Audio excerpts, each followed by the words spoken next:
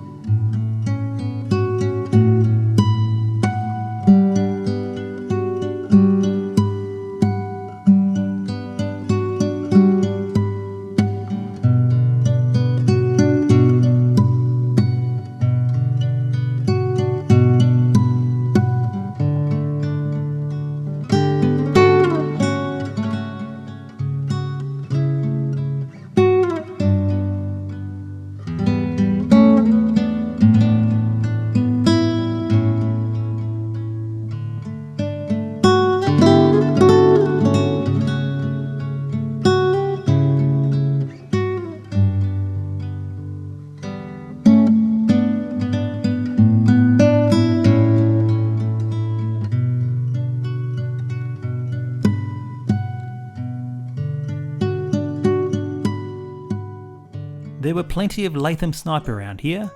You will find them in the summer months. You need to move very slowly and quietly when trying to approach these birds. As soon as they spot you, they will generally fly away. If you spot one, definitely stay still and try and photograph them or view them from a distance.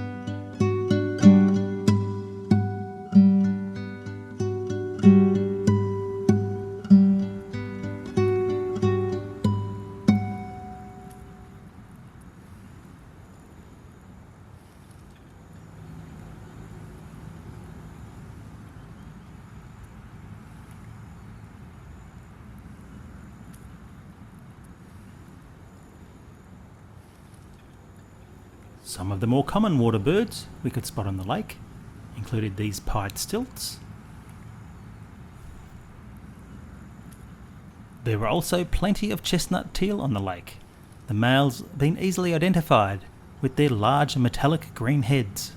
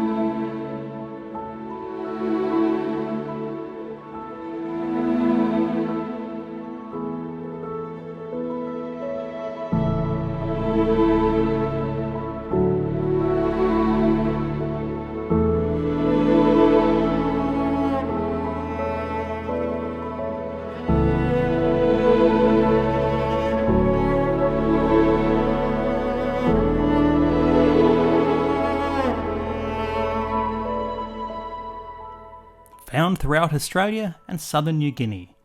The Red-kneed Dotterel can be found in wetlands, lagoons and swamplands. They prefer fresh water and areas that are prone to flooding. Their main food are aquatic insects, seeds and larvae. They can generally be found probing the mud along shorelines. And the Dotterel can run very fast, and they quite often use this ability to escape predators.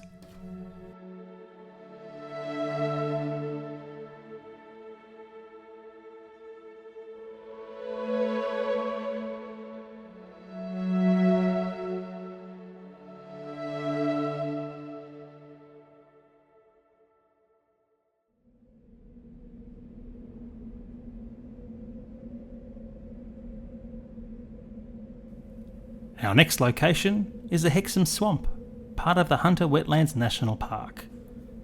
We'll be driving along Pipeline Road and see what birds we can spot in the swamp and along the road.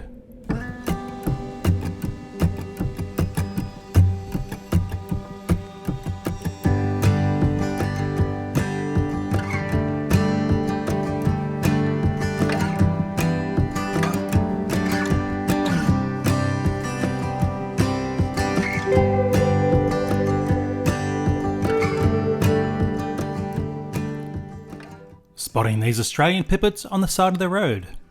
Here's a really good example of why heat haze is a real problem for wildlife photographers. It was quite a hot day while I was here, and the heat was bouncing right off the gravel road. There is no real way to avoid heat haze. You either have to get closer to your subjects, or film earlier or later in the day.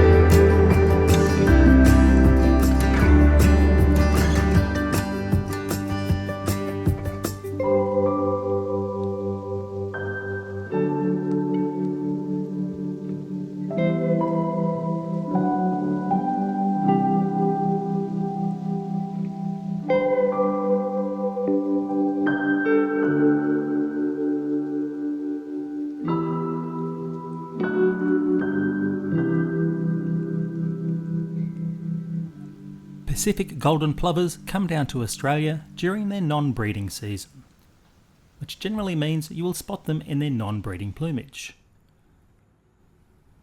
These birds generally leave for northern Russia and Alaska in late March or early April. If you spot any around that time, you might just see them in breeding plumage. No such luck for me here though.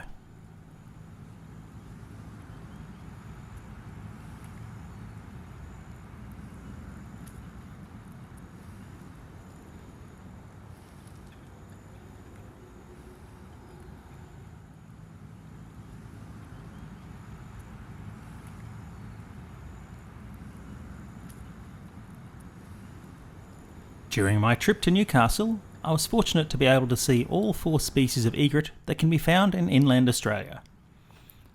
The first is this eastern cattle egret.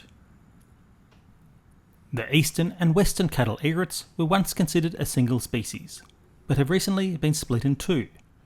The western cattle egret can be found in Africa, Western Asia, Southern Europe and the Americas, with the eastern cattle egret found in Southern and Eastern Asia, Australia and New Zealand.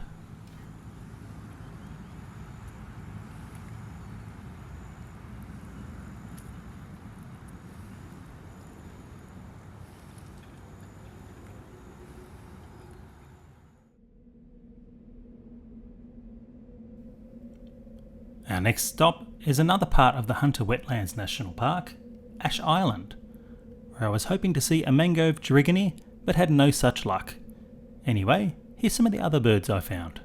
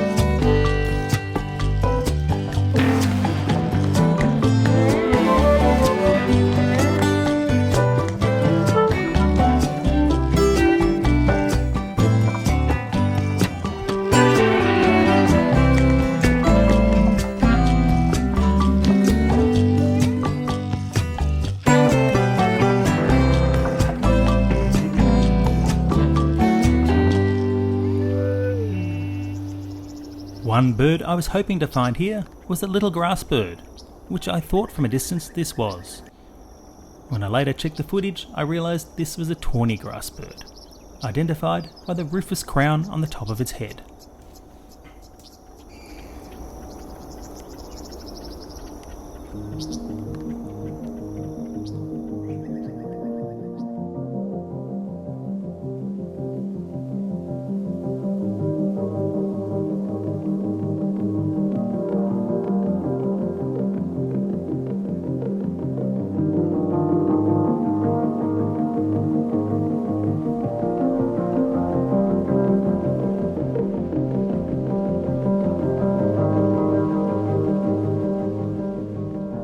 A must visit in the Newcastle area is the Stockton Sandspit, an excellent place to see migratory and non-migratory shorebirds.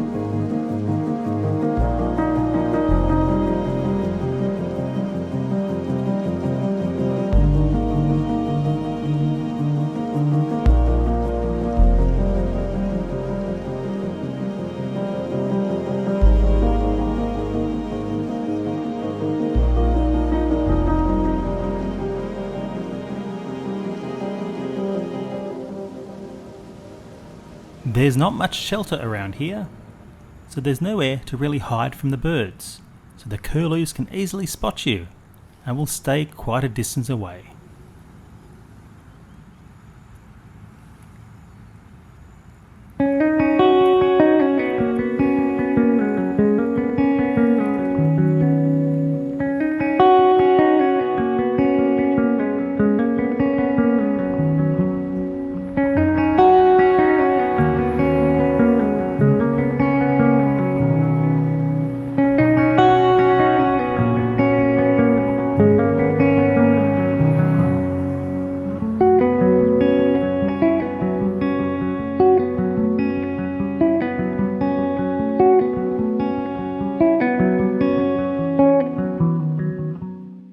The second of 4 egrets we spotted on this Newcastle trip was a little egret, a first for me in Australia. These birds are quite hyperactive, dashing and darting and always on the move. The little egret can be identified as it is smaller than the other egrets, with a black bill, black legs and yellow on the face. They are found in Africa, Asia and Australia.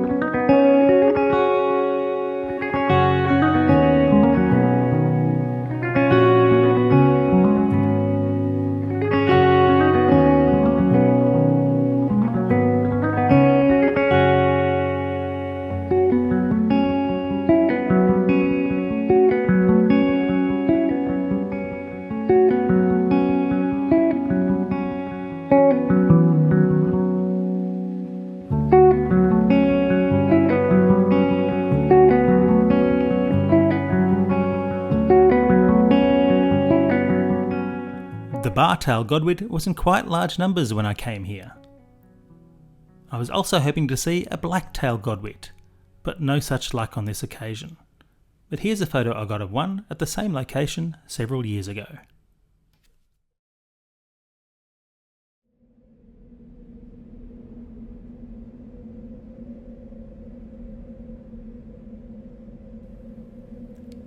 Our next stop is a local suburban park, where hopefully we can find some good bush birds. Just as I arrived, the rain started coming down. Not to be discouraged, I thought this would be a good opportunity to photo and video some birds interacting in some rainfall.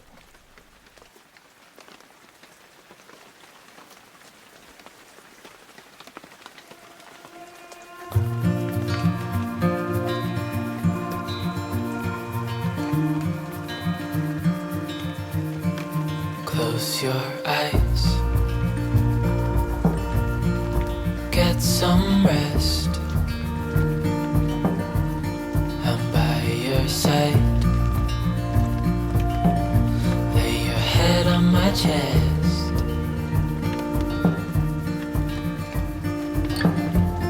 I know you've had a really bad day,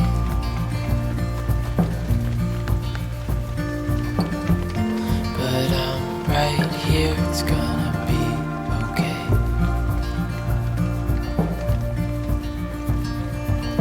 The world could fall down, it's gonna be okay. The sun could go out, we're gonna be okay. If all the blue skies fade to grey, we're gonna be okay. Calm your soul, hold my hand, don't let go. I understand.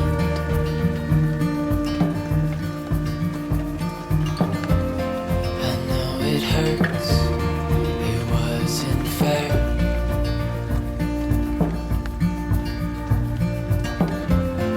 It's over now, so don't despair. despair.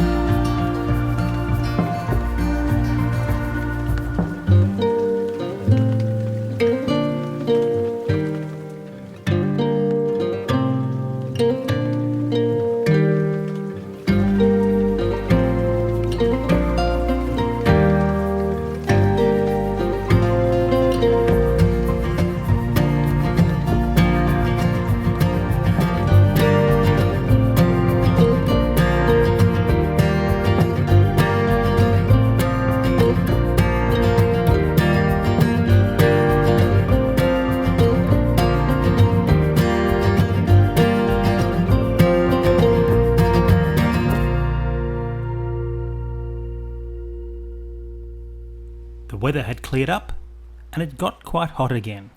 A good opportunity to visit the beach and walk along the breakwater. Not a huge amount of bird species here, but it's excellent for a walk just to get some fresh ocean air.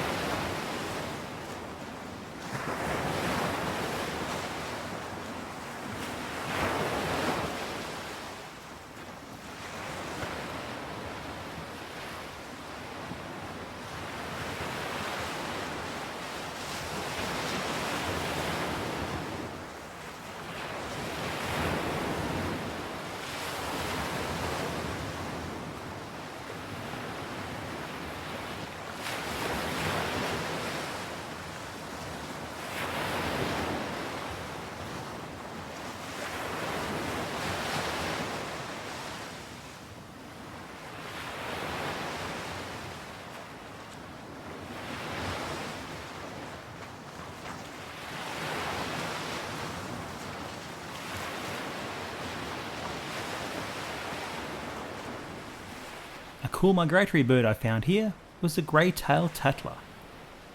These birds breed in northeast Siberia, and after breeding they migrate to southern Asia and Australia.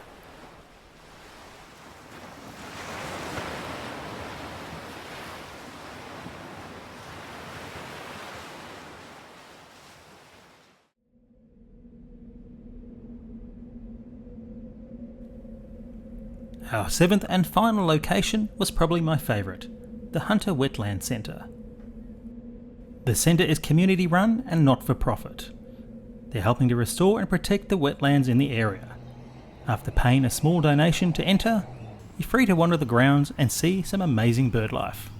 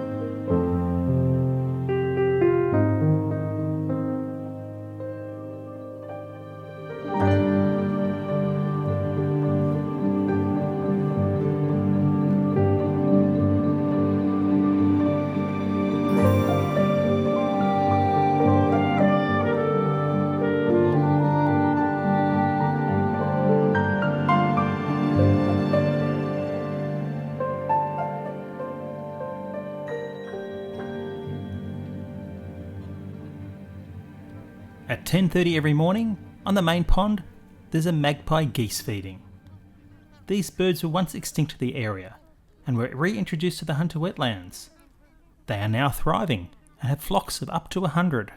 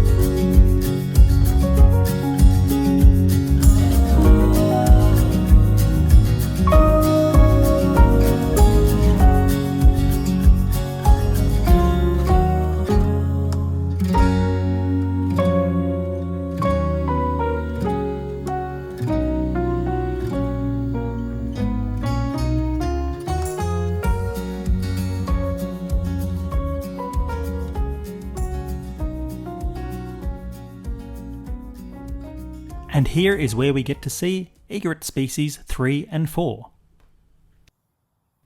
This is the plumed egret, previously known as the intermediate egret. Here is a great egret with a longer neck. Here's a little egret we saw at Stockton with its black bill. And at Hexam Swamp, we saw the cattle egret with its orange buff-coloured feathers. There's also an eastern reef egret, which you can get a good look at in my Lady Elliot Island video. And now it's time for just one more bird. Australia has 3 species of whistling duck, and this is one of them. Do you know which one it is?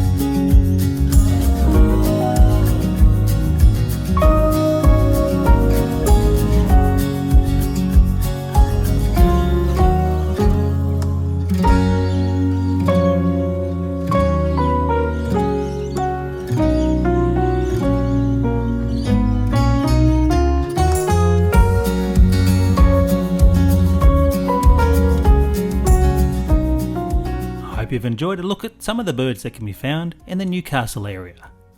Of course, if you come, you might see something completely different. If you enjoyed my video, please give it a like and consider subscribing. It all really does help the channel. Thanks, and see you next time.